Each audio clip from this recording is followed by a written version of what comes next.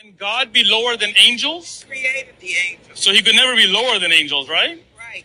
All right, let's see what he has to say. Now we see Jesus, who was made a little lower than angels.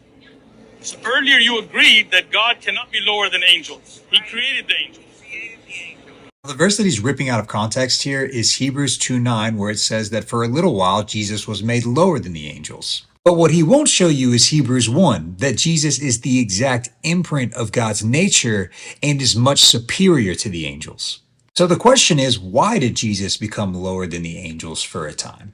You can ask the Haven app questions like this and get really good answers. It points out that if you just keep reading Hebrews 2:9, that he became lower so that he could taste death for everyone. This verse is referring to the fact that Jesus, who's superior to the angels, humbled himself, took on flesh, and made himself lower than the angels for a time. So there's the question. I'm not saying that the Bible says Jesus is constantly lower than angels. I never said that. The question I asked is, can God ever be lower than angels? And the Christian street preacher came back and said, nope, God created angels. He could never be lower than angels. And the Bible says that Jesus was made, not that he made himself, but he was made lower than angels.